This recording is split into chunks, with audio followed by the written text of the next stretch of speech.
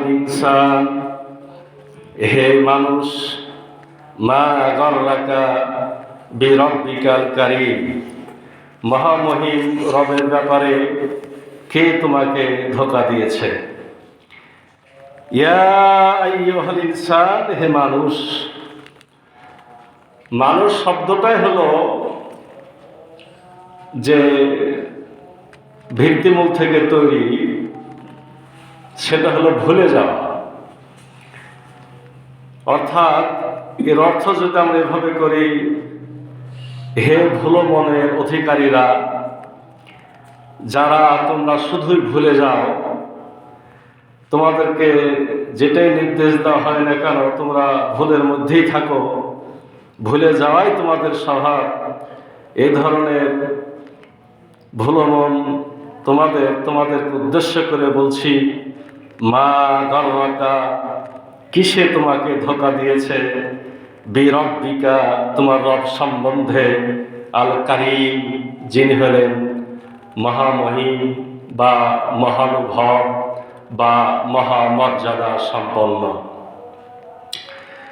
সম্মানিত উপস্থিতি, এই আয়াতটিতে রব্বুল আলামিন মানুষকে খুব আদরের সাথে, খুব মায়া মহব্বতের সাথে আহ্বান করছেন এবং করার পর বলছেন, কিসে তোমাদেরকে আমার থেকে, রব যেহেতু নিজেই বলছেন, আমি সে রব যিনি মহামহিম, মহান মর্যাদা সম্পন্ন, আমি মহানুভব, আমার ব্যাপারে তোমাদেরকে কিসে ধোঁকা দিল? কি বিষয়ে ধোঁকা দিল? এটা আমরা এর আগের আয়াতটি আলোচনা করেছি। সেটি হলো এই যে আমাদেরকে কিয়ামতের মাঠে উঠানো হবে এবং তখন আমরা জানতে পারব যে আমরা আগে কি কাজ করেছি এবং পরে কি কাজ করেছি, কোন কাজকে আমরা বেশি গুরুত্ব দিয়েছি আর কোন কাজকে কম গুরুত্ব দিয়েছি। আমরা কম গুরুত্বপূর্ণকে গুরুত্বপূর্ণ মনে করেছি আর গুরুত্বপূর্ণকে কম গুরুত্বপূর্ণ বানিয়ে ফেলেছি। আমরা যেটা করণীয় সেটাই করি নাই, যেটা করা দরকার ছিল না সেটাই করেছি। এটা কেন করেছি? কিসে আমাকে ধোঁকা দিল যে আমার মহান মর্যাদা সম্পন্ন রব আমাদেরকে নির্দেশ দিল আর আমরা সেটা ভুলে গেলাম। সম্মানিত উপস্থিতি, এই আয়াতটি খেয়াল করলে বোঝা যায় কিয়ামতের মাঠেই রব্বুল আলামিন এই কথাটি বলছেন। আমাদের জন্য শুভ সংবাদে যে কিয়ামতের মাঠে রব্বুল আলামিন কি বলবেন সে কথাটি আমাদেরকে অগ্রিম জানিয়ে দেওয়া হয়েছে। এরকম কথা আমরা আরো অনেক আয়াতে পাই। যেমন আমরা সূরা জুমারের মধ্যে দেখি যে সেদিন কাফেরদেরকে ওয়াসিকাল্লাযীনা কাফারু ইলা জাহান্নামা যুমারা, সেদিন কাফেরদেরকে জাহান্নামের দিকে ধাক্কিয়ে নিয়ে যাওয়া হবে এবং তাদেরকে যখন জাহান্নামের দরজার কাছে নিয়ে যাওয়া হবে তখন দরজাগুলো খুলে দেওয়া হবে। আর জাহান্নামের সেই ভয়ঙ্কর অবস্থা সেখানকার রক্ষীরা জানে এবং দেখে। এটা দেখে তারা বলবে, ক্বালা লাহুম খাযানাতুহা, সেই দ্বাররক্ষীরা বলবে, আলা ইয়াতিকুম রাসূলুম মিনকুম ইয়াতলুনা আলাইকুম আয়াতি রাব্বিকুম ওয়া ইউনজিরুনাকুম লিকা ইয়াউমিকুম হাযা, ক্বালু বালা ওয়ালাকিন হাক্কাত কালিমাতুল আযাবি আলাল কাফিরিন। সেদিন দ্বাররক্ষীরা বলবে, তোমাদের মধ্য থেকে, তোমাদের মাঝে কি কোন রসুল এসেছিল না? তোমাদের কি কোন আয়াত পাঠ করে শোনায় নাই? তোমরা কেন সতর্ককারী হও নাই? তখন তারা বলবে, হ্যাঁ, নবী রাসূলগণ এসেছিলেন, কিন্তু আমরা তাদের কথা শুনি নাই, এজন্য আমাদের উপর আজকে এই আযাব অবধারিত হয়ে গেছে। ঠিক একইভাবে রব্বুল আলামিন কিয়ামতের মাঠে এই ভুলো মনের মানুষ, এই মানুষদেরকে বলবে, তোমাদেরকে কিসে ধোঁকা দিল যে আমার ব্যাপারে তোমরা ভুলে গেছিলে? তোমাদের যে নির্দেশগুলো দিয়েছিলাম সে নির্দেশগুলো পালন করো নাই, আর যেগুলো করতে নিষেধ করেছিলাম সেগুলোই তোমরা করেছো।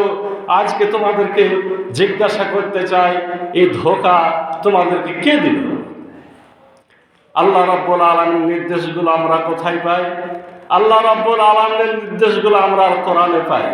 এই আল কোরআনে রাব্বুল আলামিন এই বিষয়টি সূরা তাহার মধ্যে আমাদেরকে জানিয়ে দিয়েছেন, আমান আরাদা আন যিকরি ফাইন্না লাহু মাঈশাতান দানকা ওয়া নাহশুরুহু ইয়াওমাল কিয়ামাতি আমা ক্বালা রাব্বি লিমা হাশারতানি আমা ওয়া ক্বাদ কুনতু বাসীরা। রব্বুল আলামিন আমাদেরকে স্মরণ করিয়ে দিয়েছেন, যারা আমরা কোরআন থেকে দূরে থাকি সেদিনের আমাদের যে শাস্তি হবে সে কথাটি স্মরণ করিয়েছেন সূরা তাহার এই আয়াতের মধ্যে। রব্বুল আলামিন বলছেন, আমান আরাদা আন যিকরি, যারা কোরআনের স্মরণ থেকে, কোরআনের শিক্ষা থেকে যারা দূরে থাকে, বিমুখ হয়, সেদিন কিয়ামতের মাঠে তাদেরকে অন্ধ করে তোলা হবে। তখন এই মানুষগুলো বলবে, ক্বালা রাব্বি লিমা হাশারতানি আমা, হে রব্বুল আলামিন তুমি কেন আমাদেরকে অন্ধ করে উঠালে? অথচ আমরা তো দুনিয়াতে চক্ষুষ্মান ছিলাম। তখন রব্বুল আলামিন বলবেন, তোমরা যেভাবে আমার আয়াতগুলোকে ভুলেছিলে, আজকে ঠিক তোমাদেরকে সেভাবে ভুলে যাওয়া হচ্ছে। তোমরা অন্ধ ছিলে না চক্ষুষ্মান ছিলে এটা এখন বিবেচ্য নয়। তোমরা যেহেতু আমার আয়াতগুলোকে ভুলেছিলে, আজকে তোমাদেরকে ভুলে যাওয়া হচ্ছে। অর্থাৎ কোরআনুল কারিমে যে নির্দেশগুলো আছে সেগুলো যদি আমরা স্মরণে না রাখি, স্মরণ করার পর আবার বারবার ভুলে যাই, এই ভুলে যাওয়ার কারণে সেদিন আমাদেরকে অন্ধ করে তোলা হবে। ঠিক আয়াতে রব্বুল আলামিন আমাদেরকে সেই কথাটি বলছেন, তোমরা আজকে ধোকার মধ্যে যেমন দুনিয়াতে ছিলে, আজকে তোমাদের শাস্তি তোমরা খেয়াল করো। কিয়ামতের মাঠে তোমাদের বিভীষিকাময় অবস্থা এখন তোমরা লক্ষ্য করো। আমরা কারীম মহাসম্মানিতকে বলা হয়, এই বিষয়টি একটু আলোচনার দাবি রাখে। যেমন আমাদের রাসূল হযরত মুহাম্মদ সাল্লাল্লাহু আলাইহি ওয়াসাল্লাম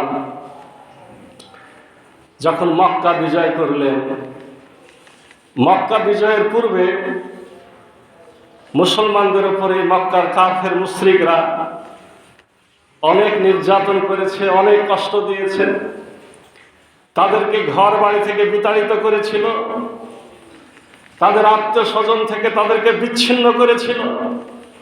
যারা ইসলাম কালেমা গ্রহণ করেছিল তাদের উপরে অমানবিক নির্যাতন তারা করেছিল।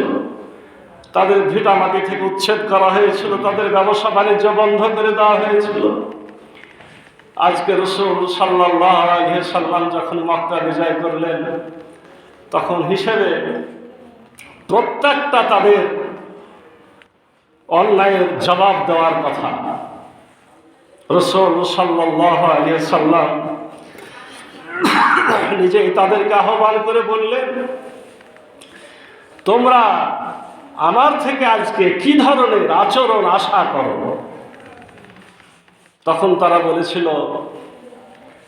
তুমি হলে কারীম ইবনে কারীম। আমরা এখানে সেই কারীম শব্দটার আলোচনা করছি, কারীম ইবনে কারীম, অর্থাৎ তুমি সম্মানিতের ছেলে সম্মানিত, মানে তোমার বাপ দাদাও সম্মানিত ছিল, তুমিও সম্মানিত, তোমার থেকে কারীম আচরণটাই আশা করছি।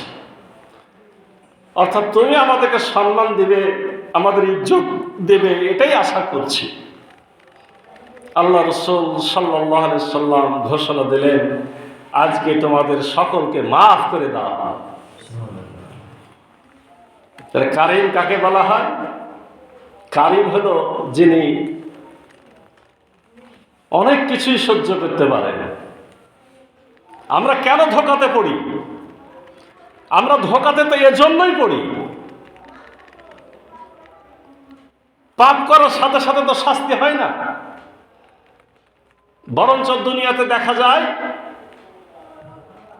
যারা যত খারাপ তারাই তত ভালো থাকে, আর যারা যত ভালো তারাই থাকে কষ্টে। এরকম ঘটনা ভুরি ভুরি, ব্যতিক্রমও আছে, কিন্তু দেখা যায় যে ভালো লোকগুলোই কষ্টে থাকে, খারাপ লোকগুলোই ভালো থাকে। অনেক সময় মানুষের জন্য ধোঁকায় পড়ে। যে আমাকে তো সাথে সাথে ধরা হয় না। এমন কথা চালু আছে, এই তুমি এত কেন নামাজ পড়ো, কেন নামাজ আল্লাহর নির্দেশ তাই পড়ি, নামাজ এত পড়ো কি দরকার, তোমার কি গুনাহ আছে যে তুমি এত নামাজ পড়ো? মানে ওদের কথা ভুল ভ্রান্তি যারা করবে তারাই নামাজ পড়বে, ওদের তো ভুল ভ্রান্তি হয়নি, কেন নামাজ পড়বে? ঠিক একইভাবে আমরা জানি আমার আল্লাহ গফুর রহিম, যেমন রসুল একটু আগে কারিম শব্দ ব্যবহার করলো, মক্কার মুশরিকরা তিনি মাফ করে দিলেন। আমরা জানি আমার রব্বুল আলামিন মাফ করে দেন, এজন্য আমাদের ভয় লাগে না। কিন্তু এটা বোঝা উচিত যে তিনি মাফ করার পদ্ধতিতে মাফ করেন, গুনাহ করার পর কিভাবে মাফ চাইতে হবে সে মাফ চাইতে পারলে, তওবার পদ্ধতি অনুসরণ করলে মাফ করেন। শুধুই তিনি ক্ষমাশীলের কথা বললে তো হবে না। সূরা ফাতিহাতে যেমন বলা হয়েছে আর রহমানির রহিম, তিনি পরম দয়ালু ও দাতা, সাথে সাথে বলা হয়েছে মালিকি ইয়াউমিদ্দিন, তিনি বিচারের দিনের মালিক।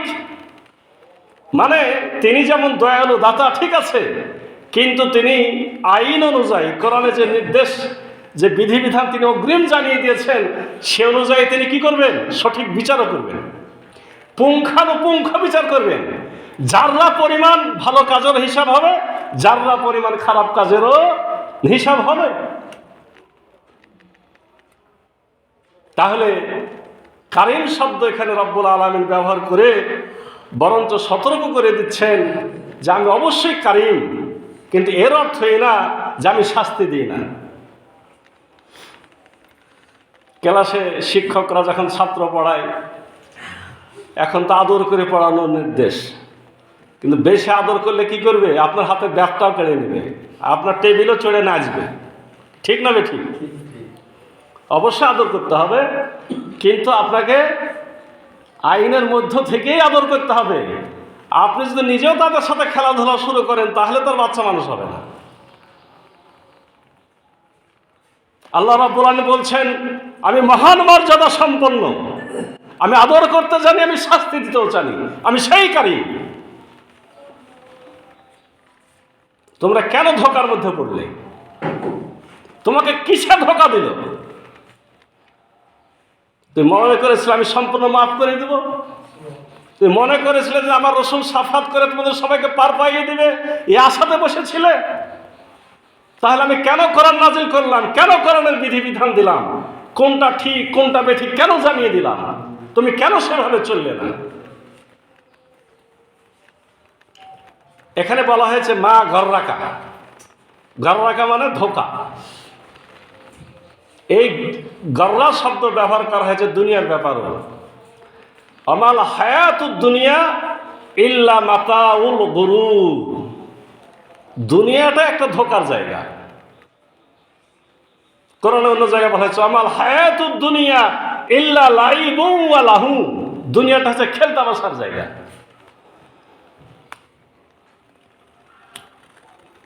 এই গররুল শব্দটা একজন বিখ্যাত গবেষক, উনি এই ধোকা বা এই গররুল শব্দটা আরবিতে কিভাবে ব্যবহার হয়,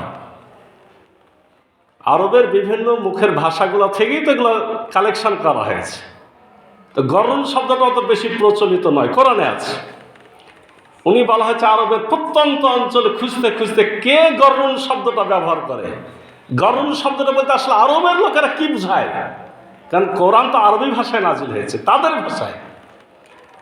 খুঁজতে খুঁজতে খুঁজতে তিনি দেখলেন যে আসলে এই গররুল শব্দটা আমাদের মা বোনরা মাসে কয়েকদিন তাদের নিজেদেরকে হেফাজত করার জন্য কিছু কাপড় ব্যবহার করে এবং সেটা পরবর্তীতে ফেলে দেয়। তো এটাকে যেমন একেবারে তুচ্ছ তাচ্ছিল্য ভরে দূরে নিক্ষেপ করা হয়, কেউ কেউ মাটিতে পুঁতেও ফেলে দেয়, তো ওই কাপড়টাকে গররুল বলা হয়। উনি এটা আবিষ্কার করলেন। তাহলে আমাদের দুনিয়ার অবস্থাটা কি? হ্যাঁ, ওই কাপড়টারও দরকার আছে, মানে দুনিয়াটারও দরকার আছে, কতটুকু দরকার আছে? ওই শব্দটা থেকে কিন্তু কি হয়, সুস্পষ্ট বোঝা যায়।